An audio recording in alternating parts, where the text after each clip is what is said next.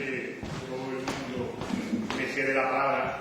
Manolo muy galantemente dice por veterano, viejo, que se dice vulgarmente. Pero bueno, yo la verdad es que siguiendo un poco las órdenes, entre comillas, del moderador de que seamos breves, voy a ser muy breve, entre otras cosas, porque la intervención que nosotros como sindicato podíamos tener aquí prácticamente se ha adelantado por parte de otros representantes.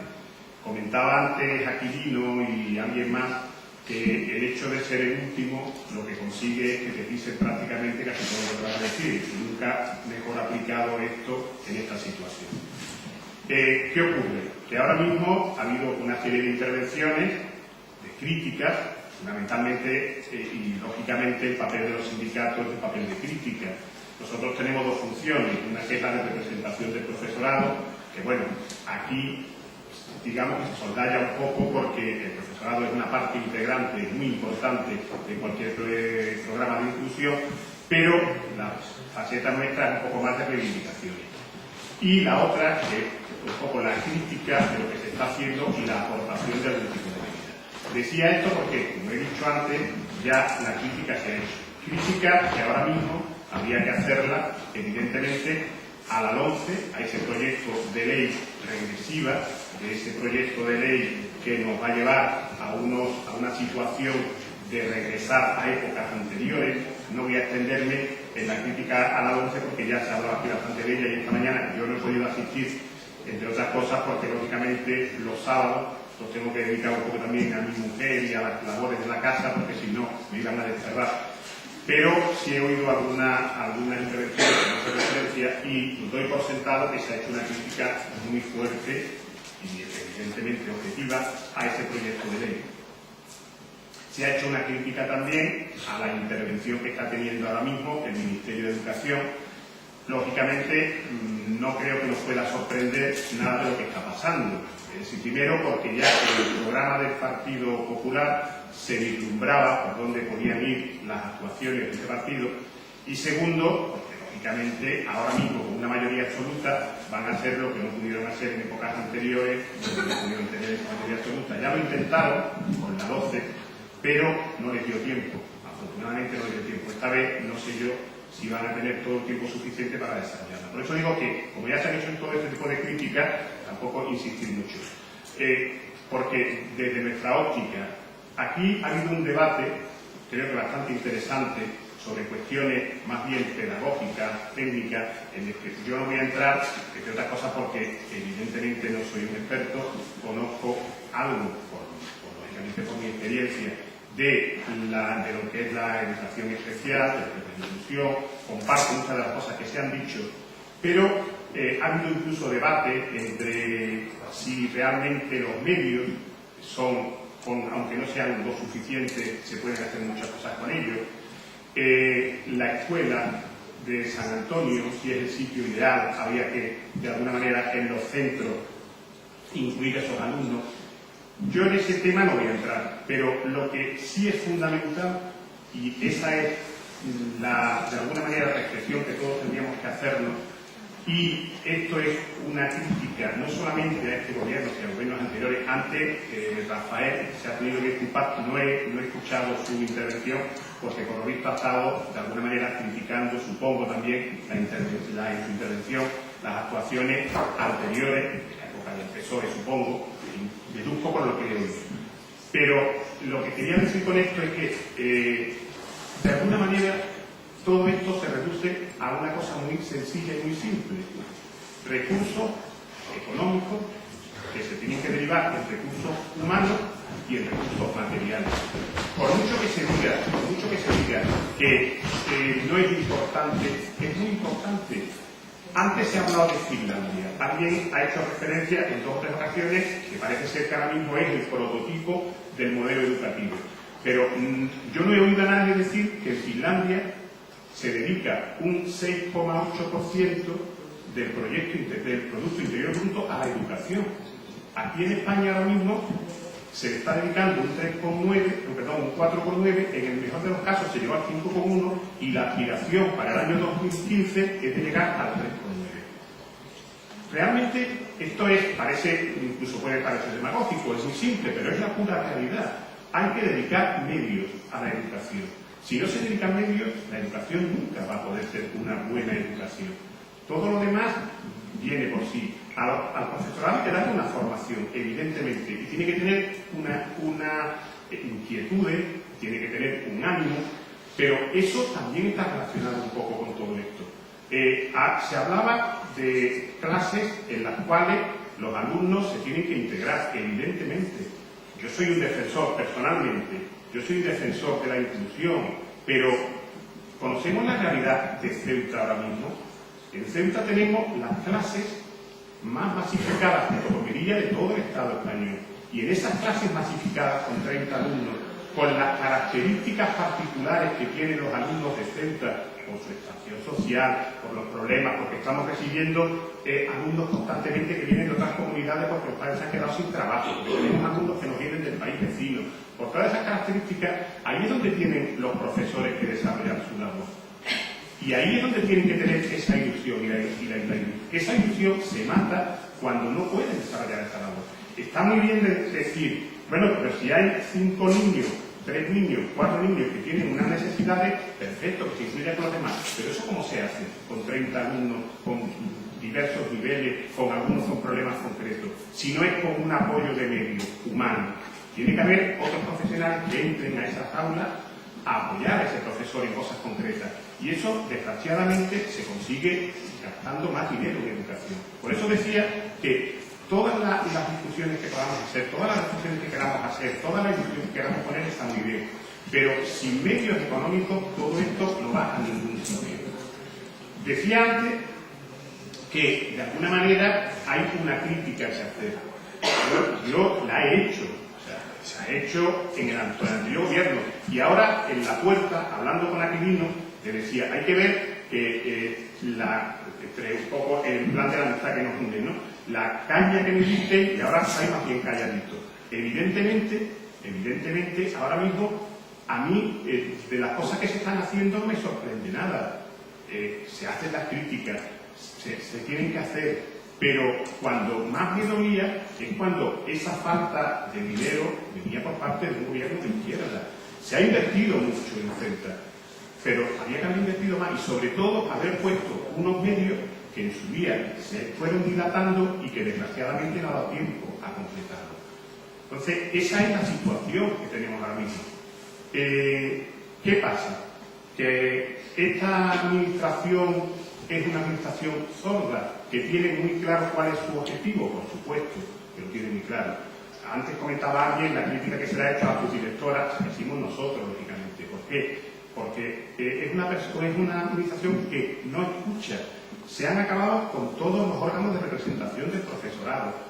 Y esto, que repito, quizá no tenga mucho que ver con la inclusión, pero nos da una idea de por dónde van los tiros de esta administración. Es una administración que tiene las ideas muy claras y, terminando como empezaba, esta administración que llega y que nos adelanta antes de empezar su gobierno lo que iba a hacer, ahora mismo lo único que está haciendo es manifestar eso y ponerlo blanco sobre negro en papeles. Esto es lo que nos queda. ¿Cuál es la parte que desde los sindicatos tenemos que reivindicar fundamentalmente aparte de los medios económicos? La confrontación, la movilización. Y ahí nos encontramos con que la ciudadanía en general no responde. El domingo tuvimos una manifestación un poco para protestar por muchas cosas, entre ellas por la educación, y los que estuvisteis allí sabéis que dentro de que fue algo superior a otras ocasiones, pero dejó muchísimo que desear. Mientras que realmente no haya un pronunciamiento de la ciudadanía en contra, este gobierno no va a empezar a plantearse cosas. Ya le pasó la vez anterior. ¿Cuándo tuvieron problemas? Cuando la gente se enfrentó por el tema de la guerra. Ahí fue cuando realmente tuvieron problemas y cuando al final perdieron el gobierno. Mientras que esto no ocurra, vamos a seguir en la misma situación.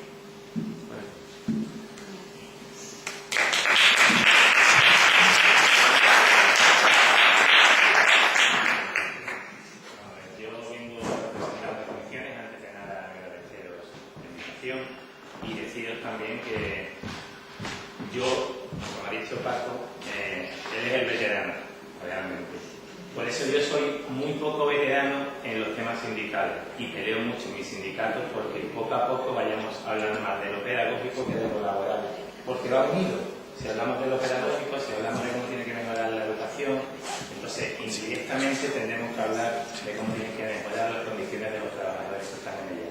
Que por cierto, la figura principal, no hay otra, es el profesorado para aplicar una ley, la principal. Y más que hacer una crítica a las leyes que se han estado sucediendo en este país, lo que sí quería es un análisis de unas leyes que realmente ni se han aplicado en su extensión, ni se ha creído en ellas y sobre todo en ninguna de ellas se ha contado realmente con el profesorado.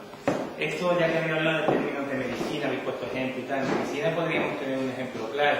El ministro de Sanidad no le dice a los médicos cómo tienen que operar ni cómo tienen que tratar a un paciente, porque le contestaría a cualquier médico que lo que tiene que hacer el ministro, sobre todo, es dotarlo de los mejores hospitales, dotarlo de la formación inicial y permanente más potente, dignificar su labor, mejorar sus condiciones de trabajo no teniendo que atender a pacientes en menos de 3 o 4 minutos, X. Entre otras cosas, lo mismo que tendríamos que hacer nosotros los docentes a los ministros, decirle que nos creen las infraestructuras, los medios más oportunos y no que se metan y que nos enseñen a través de las leyes cómo hay que trabajar, porque al final todo el mundo opina de educación y realmente muy pocas veces se sabe de lo que se está opinando. Eso por un lado. Aquí hay una serie de conceptos que, como he dicho al principio, más que sindicalista, maestro y maestro sindicalista, pues tengo que intentar aclarar algunas cuestiones sobre los conceptos que se hablan. Primero, entiendo que si queremos abordar el tema de la inclusión claramente, si lo queremos abordar, dejémonos de hablar de niños con necesidades especiales. Vamos a hablar que todo el alumnado tiene necesidades a lo largo de su edad. A lo largo de su escolaridad va a tener necesidades, una más transitoria, otra más permanente, unas más difíciles de abordar, unas más fáciles de abordar, pero realmente alguien que no entiende que todos los sujetos que tiene delante lo necesitan y lo necesitan especialmente en algunas cuestiones, no se va a fijar directamente en aquellos que tienen unas necesidades más acuciantes, porque realmente no tiene el enfoque, no tiene el paradigma, no tiene la idea de lo que es la educación. La educación es que todos merecen, evidentemente, y ninguno es igual, ningún niño es igual. Dicho esto lo quiero remontar y lo quiero trasladar a... Hemos dicho los recursos, he comentado el tema de los recursos, pero vamos a parar un poquito y decir, no tenemos recursos. Cosa que, como decía Paco, ¿verdad? Que este país nos vamos a situar en 2006, antes de la crisis, un poquito antes. Gobierno socialista, una bonanza económica, este país era de la Europa de los 15 que era invertir en educación. Si tú no inviertes en algo, difícilmente es que estás creyendo en algo. No se pueden mandar mensajes contradictorios. Por un lado, decir que inclusión, pero no prioridad. Si la educación es una prioridad para invertir. Pero bueno, dicho esto, digamos que no tenemos los medios que deseamos, que serían, siempre buscamos más y más, y no por tener más medios se trabaja mejor, porque esto es digamos que el fallo de la atención a la diversidad en general es un fallo de enfoque, de planificación. Esto está en los centros docentes, en los proyectos de los centros. Esto es un cambio organizativo, es un cambio metodológico. Esto no puede ser que un profesor con su capa de Superman, llámese profesor de compensatoria, llámese profesor de educación especial, llámese profesor especialista, tutor. No, esto va más en la línea de un proyecto de centro que entiende perfectamente que todos los niños que tiene son niños diversos. Y como son niños diversos, tienen que hacer un proyecto que permita acoger a todos. Y tal como está montada la escuela, lo tengo que decir como sindicalista, como profesor, como padre, como ciudadano, es imposible atender a todos con un mismo planteamiento. Y dicho esto, como le decía el médico al ministro de Sanidad, fórmenme bien. Pues, pero fórmenme bien. La formación inicial y permanente es deficitaria. Muy deficitaria. Antes he dicho Margarita que se le preguntaban a los profes de secundaria si conocían los términos. Bueno, sí, a los de primaria le podemos preguntar y los conocen. Pero ¿saben qué significan esos términos? Se ha planteado el cómo. Todo el mundo ha dicho el cómo. El cómo es algo que tenemos que trabajar a nivel del centro, no a nivel particular. y el cómo hay muchas formas de trabajar la diversidad, pero fundamentalmente no haciendo una escuela única, una escuela que hace 30 años es igual que esta, y una escuela en que cada centro de esta ciudad se parece y es casi un clon de un centro peninsular. Así es imposible, más con la escuela que difiere mucho el trato de que tengamos muchísimas más dificultades que los demás. Ahora, ¿que somos más torpes a la hora de afrontarla? Pues puede ser que en Ceuta seamos más torpes, más dificultades como vamos a tener nosotros. Si te vas a un colegio de Torrevieja y tienes 20 y tantas lenguas distintas en un aula, ¿es más difícil atender 20 y tantas lenguas en un aula que una? No. Lo que hay que cambiar es un poco el enfoque. Y no puede hablar del tema de dignificación lingüística, proyectos lingüísticos del centro, muchas cosas. Pero me voy a remontar un poquito más allá. Educación. Parece que educación la estamos todos pensando que es la escuela la única. ¿Dónde está la educación no formal y la informal? Hoy el nuevo paradigma se aprende más fuera de la escuela que dentro de la escuela. Y realmente estamos olvidando, parece que la institución escolar es la única la que tiene que abanderar la inclusión. Si hablábamos de que Aquilino está hablando de la escolarización, por cierto, se podría haber hecho más en cuanto a la escolarización de la concertada, de la pública, las dos redes dentro de la pública. Si no estamos mintiendo siempre y nunca ponemos la verdad sobre la mesa. Una ciudad dividida en que desde el inicio se escolariza a los niños en función de su lengua materna o en función de su cultura, ¿cómo va a apostar por la inclusión? Es imposible que apueste por la inclusión. Realmente, para que eso sea distinto, es un proyecto de ciudad, totalmente. Esto no es solo la dirección provincial, que debería limitar más en cuanto a la estructura del MEC. Es también la ciudad autónoma, es la ciudadanía en general. Es un proyecto que permite diga, si estamos construyendo una ciudad en la que se segrega, eso es un mensaje informal, o como quieras, de segregar en las escuelas. Si creamos unos barrios al lado de un hospital, y lo voy poniendo concreto, por ejemplo, y en esos barrios solo le damos vivienda a determinado colectivo, no nos extrañemos que en las escuelas reproduzcamos lo mismo. Las escuelas son un fiel reflejo de la sociedad.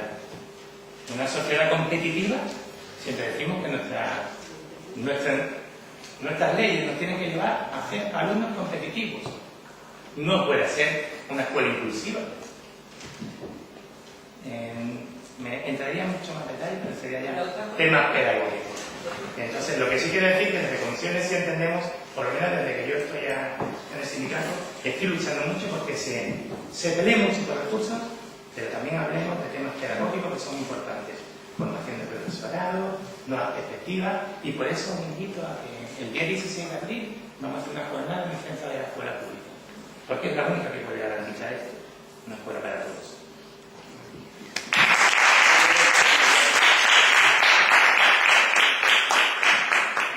Antes de empezar tu intervención, a mí me gustaría, si no te importa, cederle la palabra a María Luisa porque se nos acaba el tiempo. Desde que estoy en esta ciudad, ser el último para casi todo.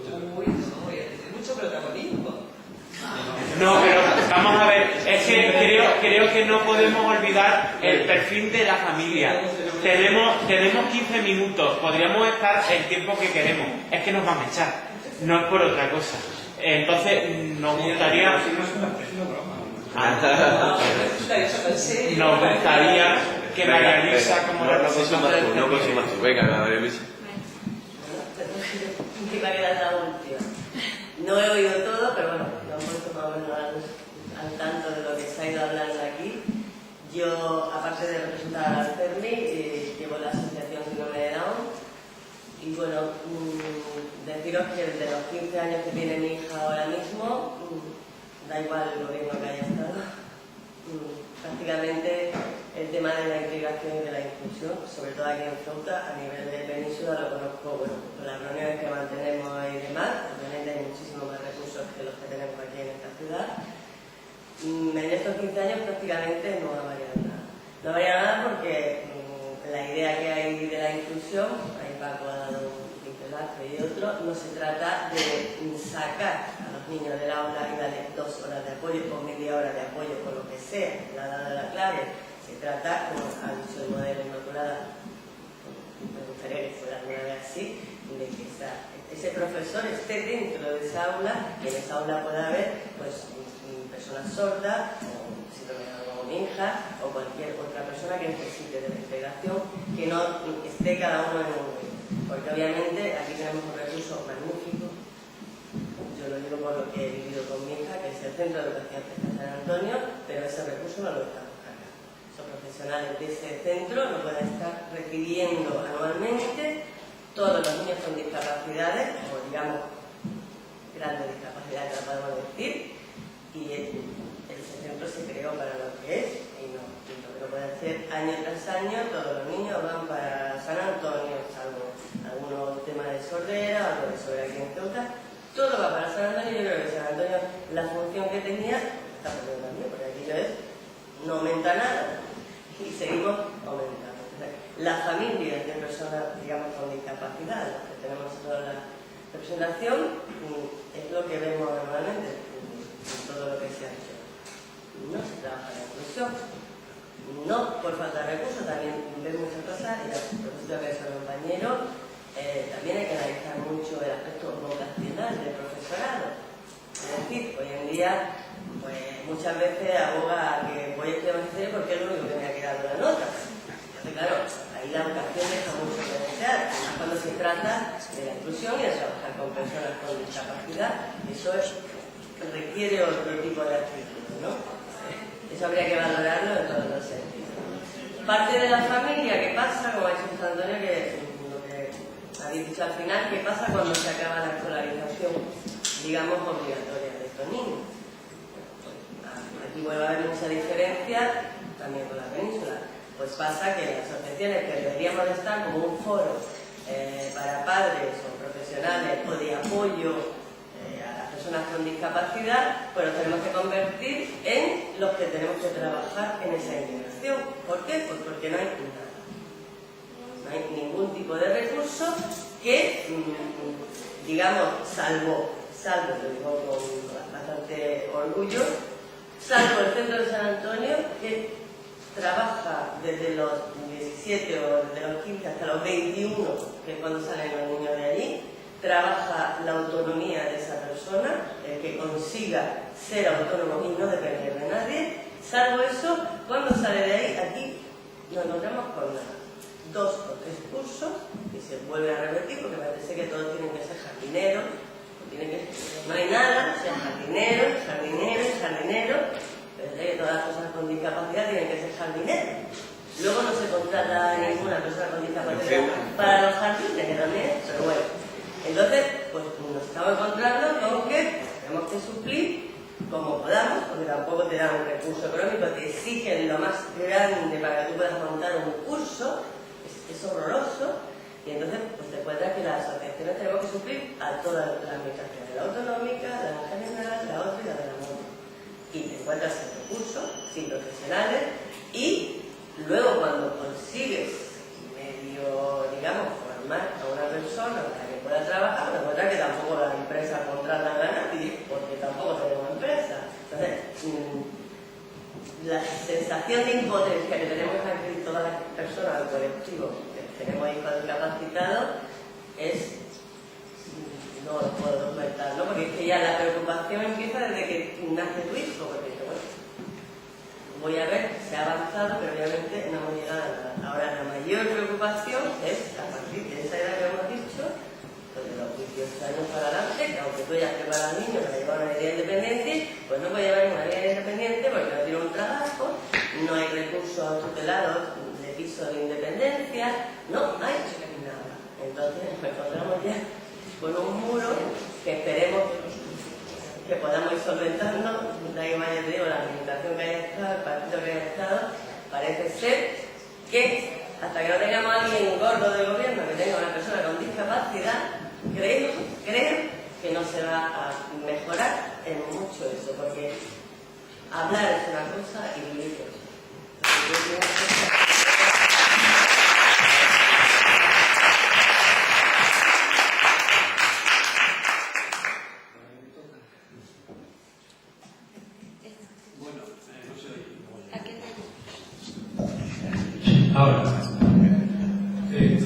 espera, no se puede empezar porque ya prácticamente se ha comentado todo lo que yo iba a pequeñar. Así que insistiré en lo que había puesto antes desde la butaca. Es decir, yo pertenezco a un sindicato que, por supuesto, defiende la inclusión como un derecho, pero claro, eso implica que si queremos que la educación sea equitativa y de calidad, cuesta dinero. Y lo que más dinero cuesta seguramente va a ser la inclusión con todos los aspectos que se ha contemplado a lo largo del día de la jornada, que incluye la inclusión, no solo en la escuela, sino fuera de la escuela. Bueno, entonces, a partir de ahí, nuestro sindicato, el STES, y perdona que se me olvidó antes daros las gracias a los de hoy, porque debéis ser los únicos que os acordáis del STES aquí en Ceuta, ¿no? O sea que eso vaya por delante. Fíjate, he visto decir eso, porque la última que nos hicieron fue que nos excluyeron, ahora que estamos hablando de inclusión y exclusión, nos excluyen de casi todo, y incluso de las sedes sociales del sindicato, por el procedimiento de cambiar la cerradura cuando no estábamos de inclusión y exclusión. Bien, volviendo a la inclusión educativa. Entonces, si es un derecho, hay que tomárselo como tal, y de poco sirve que aparezcan las leyes y las normas y los reales decretos. El problema es que quien tenga en ese momento el poder político debe asumirlo así y debe destinar la partida que corresponda para satisfacer las necesidades de cualquier tipo de inclusión. ¿Qué quiere decir esto? Pues como dije antes, la falta de recursos no puede ser una justificación que legitime la exclusión si lo consideramos que es un derecho y que todas las personas son diversas y por lo tanto deben ser tratadas de una manera diversa también. Y eso cuesta dinero, cuesta mucho dinero. La segunda cuestión sería la eficiencia de esta financiación. Los recursos son limitados, en época de crisis son limitados también, y de la necesidad de que tiene que haber, como se ha hecho en otros países, no estoy diciendo nada que no se haya hecho ya, un pacto fiscal por la educación, porque al final el dinero sale de los contribuyentes. Y aquí yo, como miembro de un sindicato, pues me acuso de que los sindicatos también defendemos intereses que a veces tienen poco que ver con el bien común, a veces son corporativos, como por ejemplo si uno quiere moverse de un centro a otro, aunque esté al lado, porque se quedan sin alumnos, para que la eficiencia de la educación sea como tiene que ser, porque el dinero es de los contribuyentes. Y eso es lo que olvidamos continuamente. Con respecto a los que tienen que decidir y gobernar, claro, tienen que tomarse esto en serio y saben que si hay poco dinero, hay que restar dinero de otros sitios de manera que llegue a la educación si verdaderamente queremos una educación inclusiva. Y si no queremos una educación inclusiva, pues que no la pongamos en los reales decretos, por lo menos así no habría que disculparse. Y yendo a cosas concretas, yo soy profesor de secundaria. Como antes me dijeron que desconocía mi perfil, bueno, yo llevo poco tiempo en Ceuta, pero yo también tengo un currículum. Yo he sido director de un centro de más de 1.800 alumnos, llevo 35 años de experiencia docente, pues también se supone que debo saber algo, ¿no? Aunque tampoco pido que todo el mundo esté de acuerdo conmigo, en absoluto. Yo simplemente digo lo que pienso. Y lo que pienso es que Ceuta, el mayor problema que tiene en relación con la inclusión es lo que dije antes, lo que está en este libro, que ha sido un estudio hecho por la Universidad de Granada. Y es, con todos los problemas que tú dices, pero se entiendo perfectamente que la sociedad no responde a las necesidades más allá de la educación. Aquí se termina la gente, la época obligatoria de escolaridad, y se puede caer por un abismo y no pasa nada. Y nadie se acuerda ya. Pero ¿qué pasa en Ceuta? Yo soy profesor de secundaria y lo veo todos los días. Los alumnos que abandonan el sistema tempranamente ocurren en secundaria, la mayoría de ellos. ¿Y dónde? Pues en segundo de la ESO, por ahí. Y son gente que normalmente tiene ya 15 años para 16 y está en segundo de la ESO. Y solamente ha repetido ya una o dos veces, las que se pueden repetir, aparte de la desgracia. Entonces ahí es donde hay que actuar. Y para eso se necesita un protocolo, claro, si no consensuado, por lo menos admitido por la mayoría de las fuerzas que intervienen en la educación en esta ciudad, intentar paliar eso. Porque de esos niños, según este estudio también, que me lo estoy inventando, un tercio están trabajando o tienen empleos sin ninguna cualificación, pero más del 60% de Ceuta, donde el problema es todavía peor que Melilla, más del 60% de esos alumnos son esto que llaman ninis, están ahí por las calles, no trabajan ni hacen nada, y eso pues a la larga tiene que ser insostenible. Por lo demás, Sí, pero se acabó. Ya, sí, tenemos, es que nos ha avisado la trabajadora que se tiene que ir y cerrar el inconveniente de haberlo hecho aquí también. ¿Me dejas decir solo, por ejemplo, cómo se entiende esto de la eficiencia en los recursos? Por ejemplo, los repetidores. Está demostrado ya que no solamente era porque... pero si no, operativo que sigan repitiendo. Económicamente no tiene ningún sentido. El único sentido que puede tener es el pedagógico, y ya no estamos seguros. es por ella, ¿sabe? Que puede tener...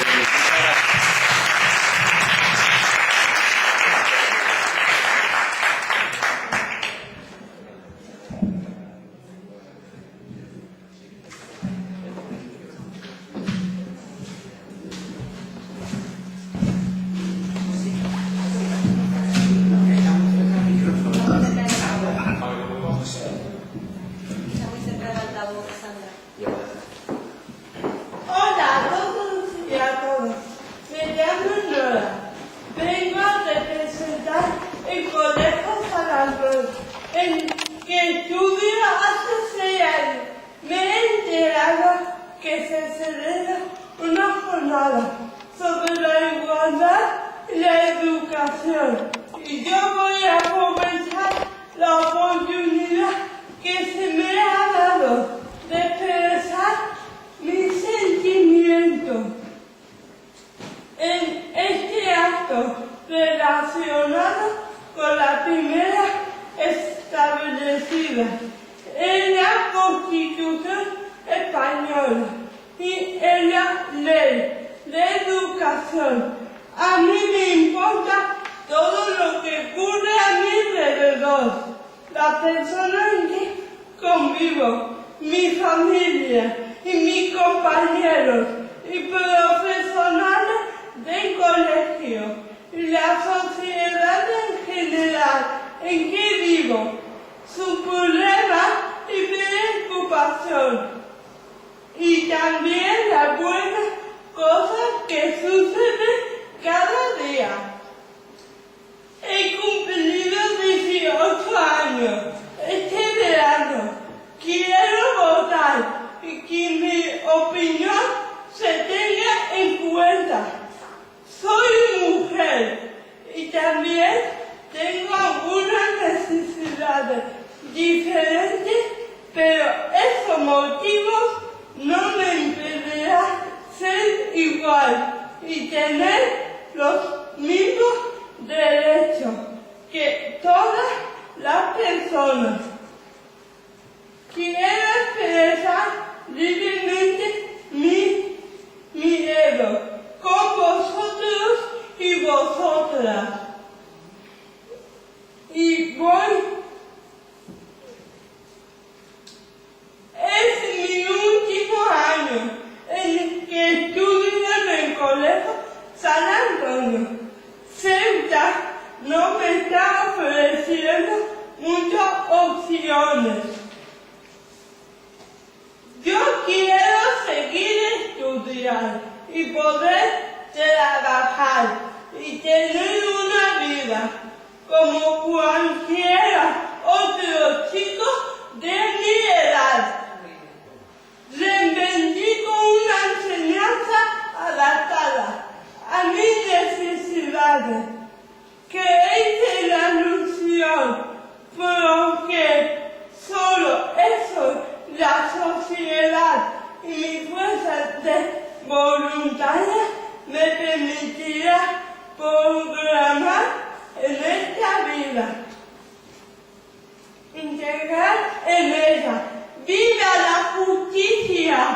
¡La igualdad! ¡Así lo siento yo!